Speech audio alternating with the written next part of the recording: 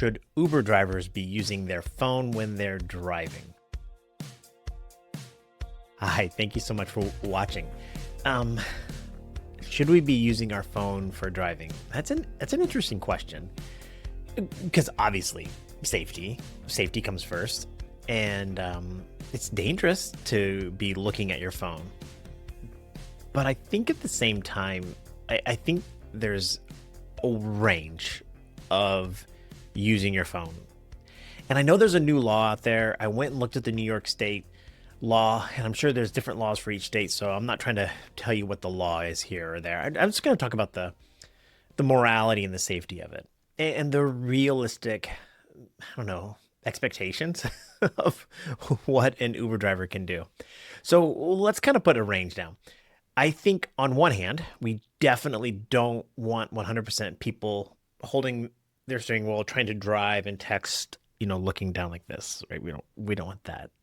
That's really unsafe. Especially, yeah, there's just no excuse for that. That's dangerous and unsafe.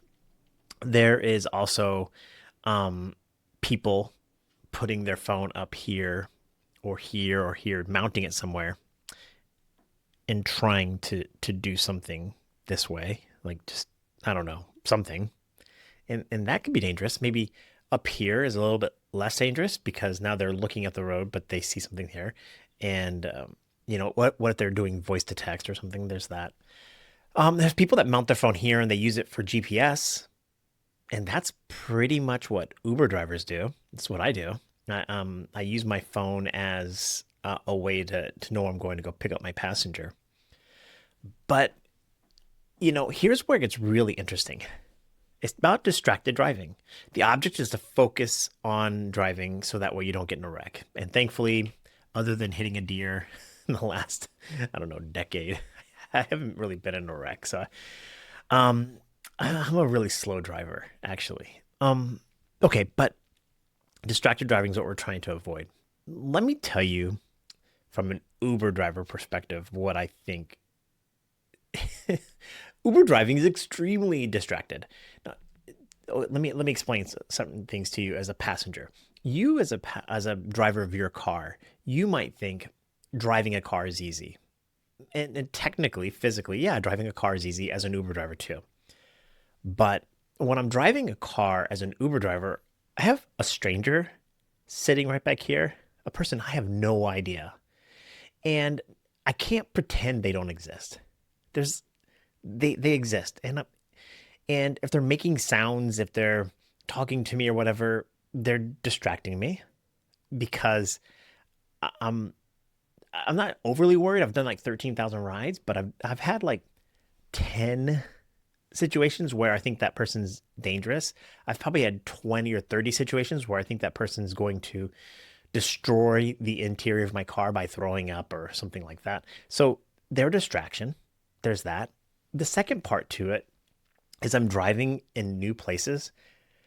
Now, I've been driving a long time, 5 years, 13,000 trips. I'm pretty familiar with almost every pothole in the city of Syracuse. I'm pretty familiar with all of that. But still, sometimes I'm driving in a new neighborhood at night. Sometimes the weather's really bad, so person back here distracting me, and I'm kind of in unfamiliar areas. And I do have my phone mounted here. And here's the thing as an Uber driver or Lyft or any, I don't know, Amazon delivery, whatever you want. Those apps don't stop just because we're moving. It's really hard for a gig worker, an Uber driver, to be profitable on a long-term basis. And when we're driving, these apps continue to function and deliver rides to us, profitable, unprofitable, whatever. And there's hacks to some extent to kind of get around it. But on my GPS, every now and then Uber will just pop up, bling, bling, do you want this ride?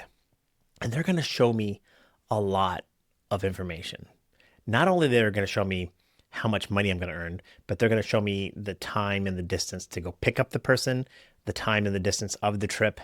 And it's, I don't know, there's like a little map that goes along with it. And it's like 7 seconds I have to decide. Now, if you can imagine this person back here talking to me, Maybe the radio's on, but it's a little low. It's raining, snowing, and I'm driving and that thing's flashing. Whether I touch it or not doesn't mean it's distracting. It's distracting. And yeah, it's kind of difficult, especially if I'm like at a major intersection.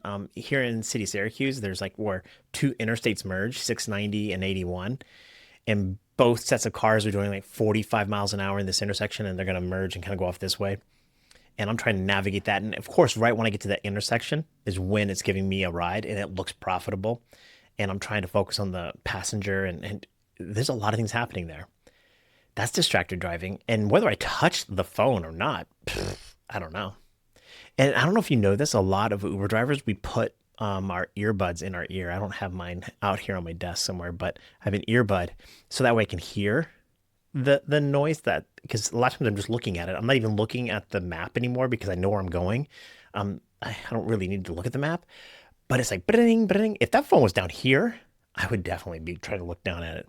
So I'm glancing at the phone, going, okay, that ride, and I might go accept or reject. And maybe I think now in certain states that might be against the law. I don't know. I didn't, I gotta say, I went to the New York law and kind of looked at it. Now, my object, my goal in life as an Uber driver is to get this person right here to and from their destination safely. And the people around me. And like I say, I'm a pretty conservative, slow driver. Not a slow blocking traffic kind of driver. Just like I'm not gonna race you off the line, and I'm not gonna, do some hard braking or turning, or I'm gonna go the speed limit, but really smoothly. Yet, I know there's a lot of drivers out there because we get paid a fixed price. Let's say if I pick up a passenger here and I get them here, I'm gonna make $10. And whether I do that in 10 minutes or 20 minutes, I still get paid the same amount. So a lot of the times drivers are racing to and from, and it's really dangerous. So yeah, I agree with the laws to ban distracted driving. At the same time, I don't think these apps, their business models can are facilitating that, and I don't think Uber drivers can just pretend their app and put it away and then park for the next ride and then wait. So imagine my goal is to get my next ride lined up before I drop this passenger off. Because if I were to spend 5, 10 minutes waiting for my next ride, I'd make less than minimum wage. There's no way a driver can do that. So we're trying to go from dropping this passenger off to the next ride. But I have a solution. And drivers, you're not going to like this. Tesla full self-driving. People ask me why I pay the $100 a month and I use it religiously. I do. I put the car in autonomous mode all the time. Now I take it on and off as I'm driving. Sometimes it depends. But having the car in autonomous mode means now I'm sitting here, but the car is keeping me in the lane. The car is navigating. It's doing all of the heavy lifting. And I can still pay attention, but I know it's ready to handle things. And so when a ride pops up, I don't feel like I'm going to look at it and start to stare and swerve off the road anymore. And I know all cars don't have this. I know certain cars have like lane keep assist and other things, but those don't really work in, lane departure warnings and all of these things. A lot of cars have emergency braking, so if a kid jumps in front of you in a neighborhood or whatever else, so cars have a lot of these other safety features. But the Tesla full self-driving, I, I can't do it because there's a thing that watches me. But I'm getting to the point where I feel like I could put it in full self-drive and just almost close my eyes and go to sleep.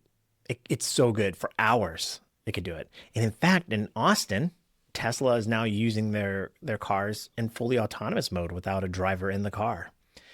And it's the same software hardware, I believe, that I have in my car. And I could be wrong, but I'm pretty sure. So it works really, really, really well. Yeah. So what are your thoughts? If you're an Uber driver, are you really, really gonna just take a ride, accept it, take your phone, turn it off, put it to a glove box, drive your passenger to their destination, drop them off, have a good day, and then open up your glove box and let's see where things stand? There's no way you're gonna run out of money because you're not gonna be able to be like, oh, let me just see where things are right now. The apps are requiring that. And then if you're a passenger, have you seen a driver being really distracted? Have you ever seen a driver with two, three, four phones open, looking at that, trying to navigate, and they're not using the safety features of their car too, and they're speeding and racing? Um, it's dangerous. Uber driving, rideshare, gig work, the fixed price on the hustle, speeding kind of thing, that can be really dangerous. So for me, final note for me, and then we'll kind of get into your comments and your questions and stuff like that. But for me, I plan on keeping my phone mounted, using it 99% of the time as some sort of GPS. And then if Uber offers me a ride while I'm driving, I'm going to go like this.